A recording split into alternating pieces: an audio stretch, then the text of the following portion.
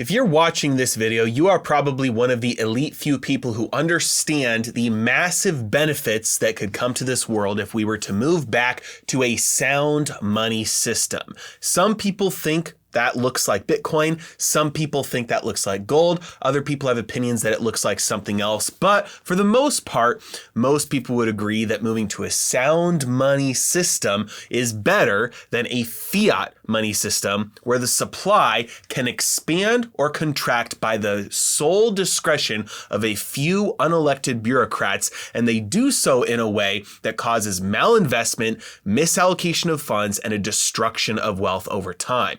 But one thing that is largely not considered is how sound money systems actively discourage investing compared to the system that we have today. And I'm going to show you why that's actually not a bad thing. It's a feature, not a bug. Ready? Let's dive in.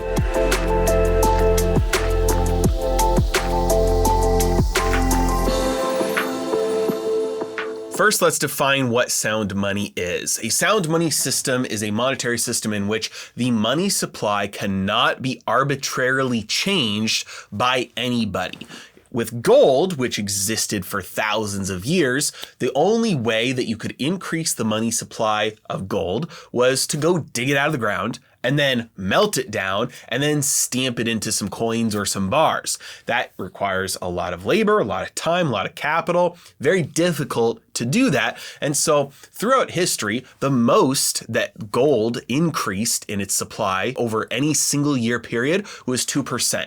Ever. And most of the time it was just about 1%. Because if you go dig gold out of the ground, you put in all the work and then you go and you try and sell it, and you can't sell it for more than what it costs you to get out of the ground, well then you're not going to keep on taking it out of the ground because that's going to lose you money. You're going to just stop. So the money supply has a built-in buffer at which it stops expanding, and that's the point at which it stops being profitable to get more out of the ground. It's more profitable to just go get gold by doing something, performing a service, or creating a product that society wants. So for practical purposes, gold is money, but money supply doesn't change. Bitcoin, same thing. The Bitcoin supply in the end won't grow at all. It'll slightly decline from, lost coins and things like that. And right now there's a small inflation rate, and that will go down by about half every 4 years or so until about 2100. So a sound money system is one in which the money supply stays relatively stable or relatively the same. And that's not because one person who's in control of the money supply just chooses to do it that way.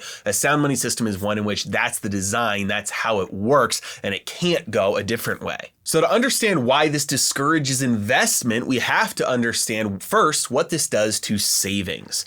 When you make, let's say $100,000 this year, you can buy $100,000 worth of stuff this year with that money. Maybe that'll get you all the, the groceries that you need, going out to eat, transportation, all of that. You pay for your living expenses. Buys $100,000 worth of stuff. Fast forward 1 year, prices go up.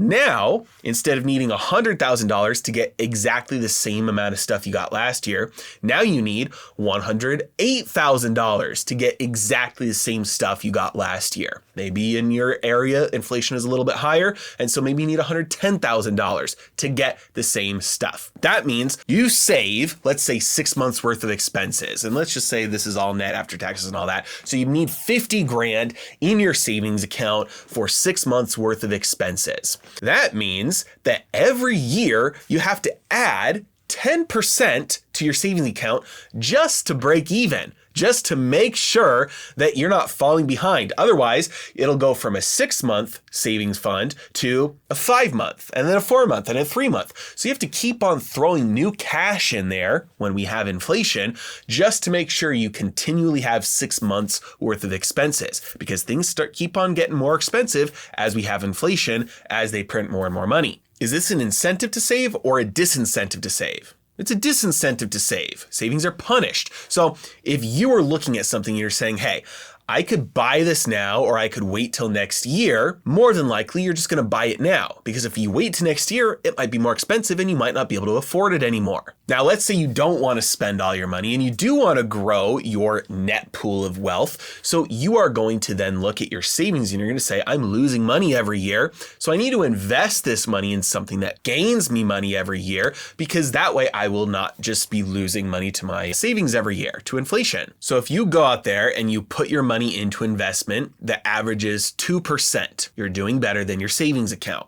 If you average 4%, better than your savings account, 5% better than your savings account. With every single one of those options though, you're still losing money. Because if inflation is 10%, you put your money in a stock that makes you 5%, you're now losing 5% instead of the 10%. Still better than leaving it in the bank account, but because you are investing it, you are losing money to inflation still. Now let's go back to a sound money system and see how that works. Every year you make $100,000. Let's say this year you make $100,000. You are going to put some money in a savings account.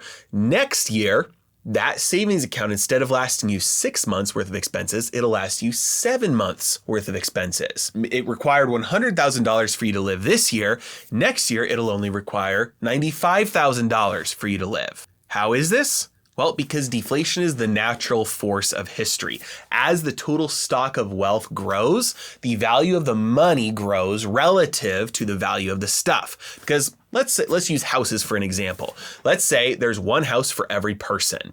So every person needs a house, so the prices are whatever they are.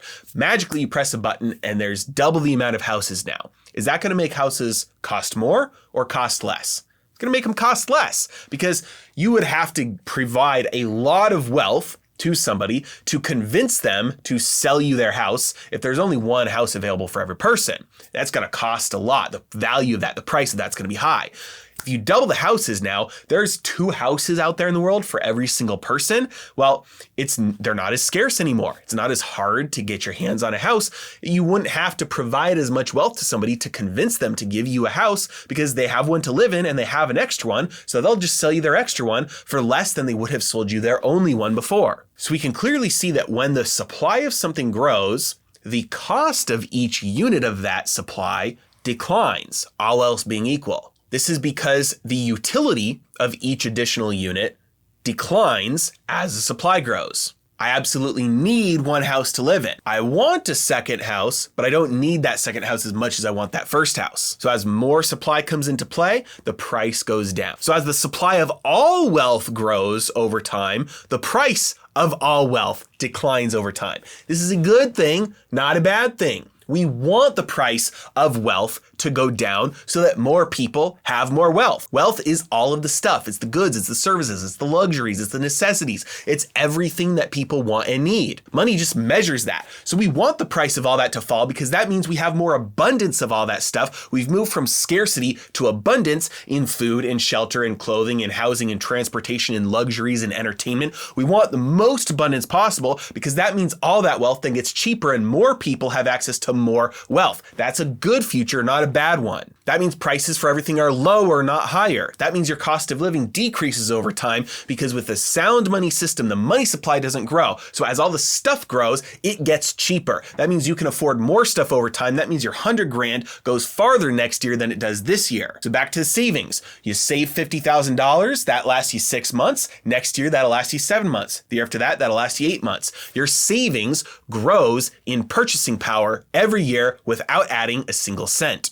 If your savings is making you money by not even adding anything to it and taking on zero risk, do you think you will feel pressured to invest?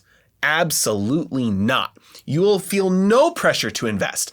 All I have to do is sock away my savings, take a little bit of income, put it away. It'll be worth more next year, worth more the year after that, worth more the year after that, and so on and so on and so on. So if I'm going to make an investment, I'm going to make sure that the risk is very low and the return is very good. Otherwise, I don't have an incentive to invest. I'm just going to keep on saving risk-free and grow my money that way. This means that if I want to raise money and convince other people to invest in my company, I have to be extremely profitable. I have to cash flow. I have to have very low risk. I have to have a proven track record.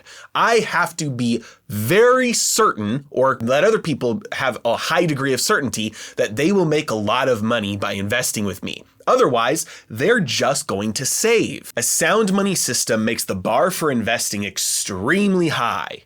Does this mean it's foolproof? Absolutely not. But because the bar is so high, the incentives are there for people to save, not invest, so you don't get the things like you get today where people are just throwing their money as fast as they can at the next thing that looks like it could pop off just because they're losing to inflation, where you're investing in companies that are actively destroying your wealth because they're non-profitable. They're taking investor money and spending it and not returning a profit. That is the definition of destruction of wealth. They're doing that, and you like that better than having your money in a savings account because at least you're not losing money as fast. So imagine a system where every business has to prove to investors that they're going to make more with them than just by saving. That bar is set at saving and making your money through deflation instead of the bar being set at just losing less. That means a far higher number of companies out there are going to have to produce better results. We get more profitable companies,